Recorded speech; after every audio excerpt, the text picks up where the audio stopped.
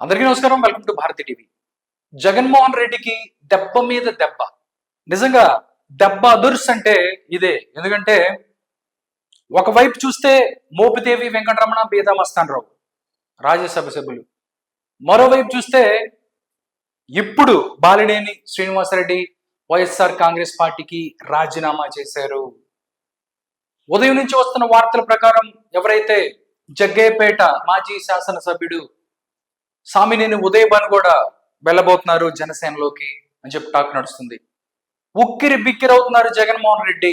నిజంగా ఓటమి తర్వాత జగన్మోహన్ రెడ్డి వైఎస్ఆర్ కాంగ్రెస్ పార్టీ ఎటు పోతుంది, ఏమవుతుందని కూడా అందరిలో టెన్షన్ మొదలైంది. నిజంగా చూస్తే ఇప్పుడు ఒంగోలులో బలమైన నాయకుడిగా ఉన్న బాలినేని శ్రీనివాసరెడ్డి వైఎస్ఆర్ కాంగ్రెస్ పార్టీకి రాజీనామా చేశారు. తన యొక్క రాజీనామా లెటర్ని వైఎస్ఆర్ కాంగ్రెస్ పార్టీ అధినేత వైఎస్ జగన్మోహన్ రెడ్డికి పంపించారు. ఇంకా చాలు బాస్, నేను వెళ్ళిపోతున్నాను, జనసేన పార్టీలో నేను వెళ్తున్నాను అని చెప్పి ఆయన చెప్పారు. జనసేనలో రేపు ఎవరైతే ఉన్నారో జనసేన అధ్యక్షుడు పవర్ స్టార్ పవన్ కళ్యాణ్ ని కలవబోతున్నారు బాలినేని శ్రీనివాసరెడ్డి. నిజంగా చూస్తే ఒంగోలులో ఒక బలమైన నాయకుడిగా ఉన్నారు. ఒంగోలులో మొత్తం క్లీన్ స్వీప్ కాబోతుంది. ఎందుకంటే టోటల్ గా చూస్తే అక్కడ మొత్తం 12 స్థానాలలో కూటమి 10 స్థానాలు గెలుచుకుంది. 2 స్థానాలు అక్కడ వైఎస్ఆర్ కాంగ్రెస్ పార్టీ గెలుచుకున్న పరిస్థితి. కానీ అక్కడి నుంచి వైఎస్ఆర్ కాంగ్రెస్ పార్టీ బలమైన నాయకుడిగా ఉన్న బాలినేని శ్రీనివాసరెడ్డి ఇప్పుడు జనసేన పార్టీలోకి చేరటంతో ఇప్పుడు మిగతా ఎమ్మెల్యేలు ఎవరైతే ఉన్నారో, ఎర్రగొండపాలెం ఎమ్మెల్యే ఎవరైతే ఉన్నారో చంద్రశేఖర్, ఆయన బాలినేని శ్రీనివాసరెడ్డి అనుచరుడు, ఆయన కూడా వెళ్ళిపోతాడు, ఆయన కూడా పార్టీ మారబోతున్నాడు అన్నట్లు తెలుస్తోంది. నిజంగా ఈరోజు చూసుకుంటే తాడేపల్లి ప్యాలెస్ లో మినిమం ఒక 10 టీవీలైనా బద్దలవటం ఖాయం అని చెప్పి విశ్వసనీయ వర్గాల ద్వారా తెలుస్తుంది. నిజంగా అలా జరిగే అవకాశం ఉందని చెప్తున్నారు. ఒక్కసారి బాలినేని శ్రీనివాసరెడ్డి రిజైన్ లెటర్ ని ఒకసారి చూద్దాం. ఇదే బాలినేని శ్రీనివాసరెడ్డి రిజైన్ లెటర్. ఒకసారి బాలినేని శ్రీనివాసరెడ్డి లెటర్ ఏదైతే ఉందో, రాజీనామా పత్రం భారతి టీవీ స్క్రీన్ మీద ఉంది. ఒకసారి చూద్దాం. గౌరవనీయులు వైఎస్ఆర్ కాంగ్రెస్ పార్టీ అధ్యక్షులు శ్రీ వైఎస్ జగన్మోహన్ రెడ్డి గారికి కొన్ని కారణాల రీత్యా వైఎస్ఆర్ కాంగ్రెస్ పార్టీకి మరియు పార్టీ సభ్యత్వానికి రాజీనామా చేస్తున్నాను. రాష్ట్రం ప్రగతి పదంలో వెళ్తే ఖచ్చితంగా రాజకీయాలకు అతీతంగా అభినందిస్తాను. కారణం అంతిమంగా ప్రజాశ్రేయస్సే రాజకీయాలకు కులమానం కదా. విలువలను నమ్ముకునే దాదాపు 5 సార్లు ప్రజాప్రతినిధిగా, 2 సార్లు మంత్రిగా పనిచేశానన్న తృప్తి, కొంత గర్వం కూడా ఉంది. రాజకీయాలు వేరు, బంధుత్వాలు వేరు. వైఎస్ఆర్ కాంగ్రెస్ పార్టీ కుటుంబానికి సన్నిహితుడిని అయినా ఇప్పుడు జగన్మోహన్ రెడ్డిని రాజకీయ నిర్ణయాలు సరిగా లేనప్పుడు ఖచ్చితంగా అడ్డుకున్నా. ఎలాంటి మొహమాటాలకు నేను పోలేదు. అంతిమంగా ప్రజా తీర్పును ఎవరైనా హుందాగా తీసుకోవాల్సిందే. నేను ప్రజానాయకుడిని, ప్రజల తీర్పే నాకు శిరోధార్యం. రాజకీయాల్లో భాష గౌరవం హుందాగా ఉండాలని నమ్మే నికార్సైన రాజకీయం నేను చేశాను.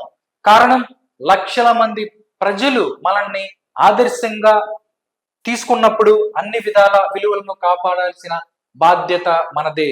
రాజకీయాలకు అతీతంగా ఏ పార్టీ వ్యక్తి నా దగ్గరకు వచ్చినా నేను నా శక్తి మేరకు సహాయం చేస్తాను.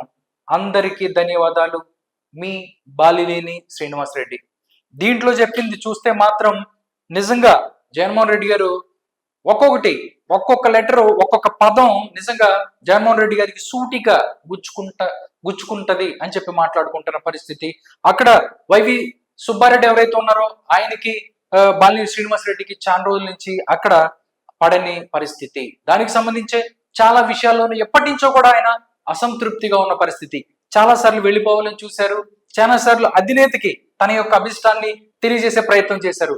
కానీ పార్టీ అధిష్టానం అవ్వచ్చు, జగన్మోహన్ రెడ్డి గారు ఎవరు కూడా దాన్ని పరిగణలోకి తీసుకోలేదు అని చెప్తున్నారు. టోటల్ గా ప్రజా శ్రేయస్సే నాకు ముఖ్యం, అంతిమంగా మనం ప్రజల తీర్పును గౌరవించాలని చెప్పి కూడా చాలా మాట్లాడే ప్రయత్నం చేశారు. ఆయన ప్రతిదీ చెప్పే ప్రయత్నం చేశారు. బట్ ఈ రోజైనా మీడియాతో మాట్లాడుతూ రేపు పవన్ కళ్యాణ్ ని కలవబోతున్నాను, జనసేన పార్టీలోకి వెళ్ళబోతున్నాను అని చెప్తున్నారు. ఈ విధంగా చూస్తే ఇది ఆంధ్రప్రదేశ్ రాజకీయాల్లో ఒక సంచలనం అని చెప్పొచ్చు. నిజంగా ఏం జరిగింది అనేది ఒకసారి మనం చూసినట్టయితే జగన్ కు మరో షాక్. వైఎస్ఆర్సీపీకి రాజీనామా చేసిన బాలినేని శ్రీనివాస్ రెడ్డి తనకు పార్టీలో తగిన ప్రాధాన్యమే లేదని, కొనసాగలేనంటూ నేరుగా పార్టీ అధ్యక్షుడు జగన్మోహన్ రెడ్డికి చెప్పిన బాలినేని ఇప్పుడు రాజీనామా చేశారు. నిన్న మొన్నటి వరకు ప్రకాశం జిల్లా వైఎస్ఆర్ కాంగ్రెస్ పార్టీ పెద్దన్నలా వ్యవహరించిన బాలినేని ఇప్పుడు వైఎస్ఆర్ సిపికి షాక్ ఇచ్చారు. ఏపీలో వైఎస్ఆర్ కాంగ్రెస్ పార్టీకి మరో షాక్ తగిలింది. మాజీ మంత్రి బాలినేని శ్రీనివాస్ రెడ్డి ఆ పార్టీకి రాజీనామా చేశారు. రాజీనామా లేఖను పార్టీ అధ్యక్షుడు జగన్మోహన్ రెడ్డికి పంపారు. జగన్ విధానాలు నచ్చకే రాజీనామా చేస్తున్నట్టు లేఖలో పేర్కొన్నారు. ఒంగోలులో బాలినేని మీడియాతో మాట్లాడారు. కొన్ని రోజులుగా వైఎస్ఆర్ కాంగ్రెస్ పార్టీ అధిష్టానం వద్ద అసంతృప్తి వ్యక్తం చేస్తూనే ఉన్నాను. గురువారం జనసేన అధినేత పవన్ కళ్యాణ్ ని కలబోతున్నాను, ఆ పార్టీలో చేరబోతున్నాను అంటూ బాలినేని మీడియాకి తెలియజేసిన పరిస్థితి. సార్వత్రిక ఎన్నికల్లో ఓటమి అనంతరం బాలినేని శ్రీనివాస్ రెడ్డి ఒంగోలును వీడారు. హైదరాబాద్ కు మకా మార్చారు. ఓటమి బాధలో ఉన్న వైఎస్ఆర్ కాంగ్రెస్ పార్టీ కార్యకర్తలకు ధైర్యం చెప్పే ప్రయత్నం కూడా చేయలేదు. ఆ పార్టీ అధినేత జగన్ ను కలవలేదు. పార్టీ సమావేశాలకు దూరంగా ఉంటూ వచ్చారు. మధ్యలో ఓసారి ఒంగోలు వచ్చి తన రాజకీయ ప్రత్యర్థి ఎమ్మెల్యే దామచర్ల జనార్దన్ పై విమర్శలు చేశారు. ఆ తర్వాత రోజే మళ్ళీ ఒంగోలును వీడారు. వైఎస్ఆర్ కాంగ్రెస్ పార్టీని వీడి వెళ్తున్న కార్పొరేటర్లకు వారించే ప్రయత్నం చేయలేదు ఆయన బాలినేని శ్రీనివాస్ రెడ్డి.